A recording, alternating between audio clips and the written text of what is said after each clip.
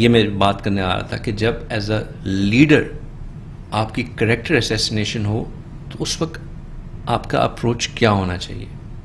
What lesson was there in this instant of رسول اللہ صلی اللہ علیہ وسلم؟ خاموشی. سبحان اللہ. آپ صلی اللہ علیہ وسلم نے ان کی کریکٹر اسیسینیشن پہ ان کا دل تو بہت دکھا, اور قرآن ایکنالج کرتا ہے کہ ہم جانتے ہیں کہ آپ دکھ رہے ہیں, آپ صبر کیجئے, لیکن اللہ سبحانہ تعالیٰ نے ان کو یہی سکھایا اور رسول صلی اللہ علیہ وسلم نے اپنے صحابہ کو یہ سکھایا کہ خاموش رہو. Let time prove who is on the right. سبحان اللہ. جب کریکٹر اسیسینیشن ہوتی ہے نا, جتنا بندہ کاؤنٹر کرنے کی کوشش کرے اتنا ہی gets embroiled in it, because ایک طرف سے بات کھلے گی, دوسری بات, تیسری بات, آپ کس کو غلط پروف کریں گے؟ خاموش ہو جائے. Let Allah respond on your behalf. And history shows کہ جس نے خاموشی اختیار کی, over the period of time سچ سامنے آ گیا. حق اور سچ کبھی چھپا نہیں رہتا, وہ ایونچولی سامنے آ ہی جاتا ہے, اور جھوٹ کتنا ہی کیوں نہ پریویل کر رہا ہو وہ کبھی سسٹین نہیں ہوتا, وہ ہمیشہ سامنے آ ہی جاتا ہے کہ یہ جھوٹ ہے. And this is a very important thing to know کب خاموش ہونا ہے. ہم سمجھتے ہیں کہ ایز اے لیڈر صرف بات کرتے رہنا, گرجتے رہنا, لوگوں کو لمبی لمبی تقریریں کرتے رہنا یہی امپورٹنٹ ہے. نہیں, to know when to be silent is an equally important character.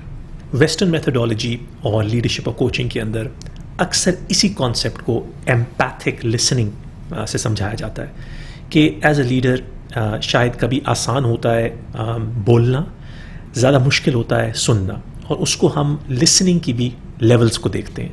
اس کے اندر سب سے جو اونچا لیول, اونچا درجہ لسننگ کا دیا جاتا ہے وہ ہے کہ ناٹ اونلی کہ آپ لوگوں کی بات سن لیں, بٹ اس لیول پہ سنیں کہ آپ انڈرسٹینڈ کر سکیں, رپلائی کرنے کے لیے نہیں بلکہ اس کو انٹرنلائز کرنے کے لیے.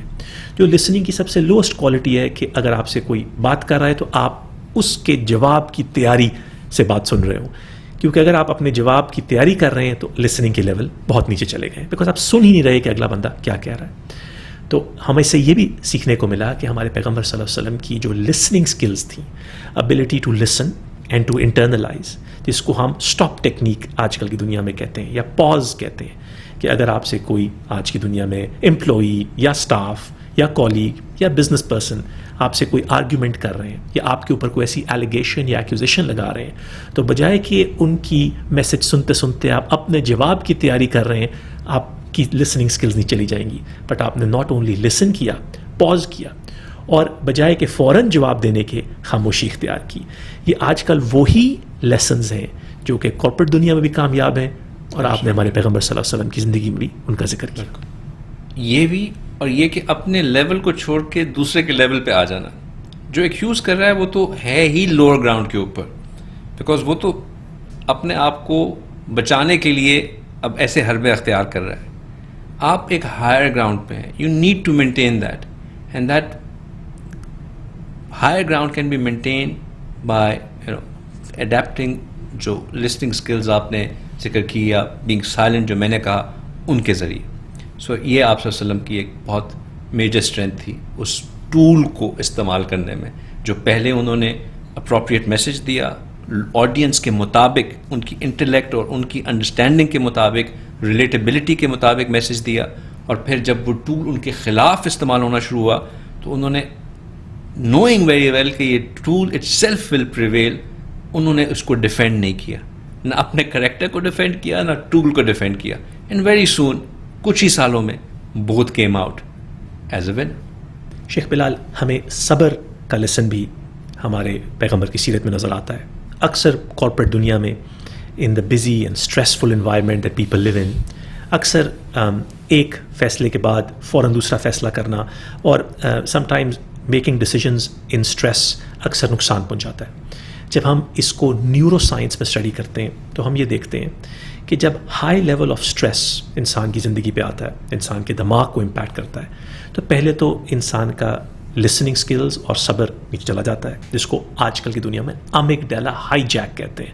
تو آپ وہ فیصلے کرنا شروع ہو جاتے ہیں جو بعد میں سکون کے ساتھ ریفلیکشن کے اندر آپ کو آ جاتا ہے کہ یہ میں نے فیصلہ کیسے کیا. سیکنڈلی جو پرفارمنس ہے کہ اچھے لیول پہ پرفارم کرنا, کام کی کوالٹی اچھی ہونا یا کام کی کوانٹٹی زیادہ ہونا, جس کو پرفارمنس کی آج ڈیفینیشن دیتے ہیں ہم, وہ پرفارمنس بھی نیچے ہو جاتی ہے. ابھی ہم نے ریسنٹلی کچھ اسٹڈیز دیکھیں جہاں پہ جب لوگوں کے اوپر بہت اسٹریس ڈالا گیا تو ان کی کوالٹی آف ڈیسیجن میکنگ نیچے چلی جاتی ہے. ایکچولی کچھ چھوٹے ٹائم کے لیے کوالٹی آف ڈیسیجن میکنگ اوپر جاتی ہے, مگر جیسے اسٹریس بڑھتا جاتا ہے ان کو یہ لگتا ہے کہ میری کوالٹی اچھی ہو رہی ہے, بٹ ایکچولی ان کی جو ایکچوئل میٹرک کوالٹی کا وہ نیچے آنا شروع ہو جاتا ہے. اسی لیے آپ کو لوگ بہت سارے کہتے ہیں کہ آئی ایم ویری بزی, دیکھو میں کتنا بزی ہوں, مگر ان کی کوالٹی آف پرفارمنس نیچے چلا جاتا ہے. آپ سے میں یہ پوچھنا چاہوں گا کہ ہمارے پیغمبر صلی اللہ علیہ وسلم نے ہمیں فوکس کے بارے میں جو چیزیں سکھائیں, میڈیٹیشن جس کو مراقبہ یا مائنڈ فلنس آج کل کی دنیا میں, اس پہ آپ بتائیے کہ وہ بھی ایک ٹول ہے جو ہمارے پیغمبر صلی اللہ علیہ وسلم نے یوز کیا فوکس کے لیے اور کوالٹی کے لیے. آپ صلی اللہ علیہ وسلم نے جن چیزوں کو شروع میں بہت ایمفسائز کرنا شروع کیا ان میں سے ایک چیز ذکر تھی. اور ذکر کے بہت اچھا مزیدار بات یہ ہے کہ ذکر ان چیزوں میں سے تھا جس کے اوپر کوئی لمٹ بھی نہیں رکھی گئی. باقی جتنے بھی عبادات ہیں ان سب چیزوں میں کوالٹی میٹر کرتی ہے, کوانٹٹی میٹر نہیں کرتی. نماز کی کوالٹی اچھی ہونی چاہیے, حج میں کوالٹی اچھی ہونی چاہیے, روزے میں کوالٹی اچھی ہونی چاہیے, زکوٰۃ میں کوالٹی اچھی ہونی چاہیے, کوالٹی آف دی عمل دیٹ ہیز بین پرفارمڈ. لیکن ذکر میں اللہ سبحانہ تعالیٰ نے رسول اللہ صلی اللہ علیہ وسلم کا یہ پیغام دیا کہ ذکر کو کثرت کے ساتھ کرو, ذکر کثیر کرو. کوئی اس میں کوالٹی کا وہ نہیں ہے, کوانٹٹی جتنی کوانٹٹی ہوگی کوالٹی آٹومیٹکلی بڑھے گی. اور پھر ذکر کے دو طریقے بھی سکھائے. ایک ذکر لسان تھا کہ آپ نے قرآن پڑھ لیا, تسبیح پڑھ لی, وہ جو ہے آپ کا ذکر لسان ہو گیا. اور ایک اور طریقہ سکھایا وہ تھا ذکر خفی, ذکر قلبی, کہ اپنے دل میں اللہ کو یاد کرنا. اب چونکہ ہمارا یہ discussion is to do with leadership, اس لیے ہم اس کو آیات اور احادیث سے اس وقت ان فارم آف ذکر کو پروف کرنا ہمارا مقصد نہیں ہے. صرف مقصد یہ ہے کہ اللہ سبحانہ تعالیٰ نے اس وقت کے لوگوں کو ٹرین کرنے کے لیے, رسول اللہ صلی اللہ علیہ وسلم نے اس وقت کے لوگوں کے اندر دا کوالٹی آف پیشنس اور the quality of being able to internalize کہ میرے ارد گرد ہو کیا رہا ہے, اس کے لیے جو ٹول پیش کیا وہ تھا ذکر. اور جس کو ہم آج کل میڈیٹیشن کہتے ہیں, یہ جو ذکر, دیکھیں ذکر لسان میں ایک لمیٹیشن ہے. ذکر لسان میں کیا لمیٹیشن ہے؟ وہ یہ ہے کہ زبان نے اور بھی کام کرنے. اب میں آپ سے بات کر رہا ہوں تو میں اس وقت سبحان اللہ نہیں پڑھ سکتا کیونکہ ہم بات کر رہے ہیں. لیکن ذکر قلبی ایک اتنا خوبصورت, ایک آپ کے پاس ایک ٹول ہے کہ اگر اس کے ذریعے آپ ہر وقت اللہ کے ذکر میں رہ سکتے ہیں. If you learn properly how to achieve that, آپ کا قلب ہر وقت اللہ کے ذکر میں جاری رہ سکتا ہے. اور یہ وہ چیز ہے جو کہ بندے کو شروع میں سیکھنے کے لیے کہ ذکر قلبی کرتے کیسے ہیں, اس کو آپ کو اپنے قلب پہ فوکس کر کے ذکر کرنا پڑتا ہے, جسے آج کل میڈیٹیشن کہا جاتا ہے. آپ میڈیٹیشن کیوں, all the good leaders at a certain stage, آپ ان کی بایوگرافی پڑھیں یا ان کے اس میں ایک نظر آئے گا کہ they would take out some time for their own self, اور اس میں وہ میڈیٹیٹ کرتے تھے. یہ میڈیٹیشن جو ہے رسول اللہ صلی اللہ علیہ وسلم نے ذکر کے ذریعے سکھائی, اور یہ شروع سے ہی سکھانا شروع کی. اچھا, ذکر سے فائدہ کیا ہوا کہ اس سے صبر کرنا آسان ہو گیا,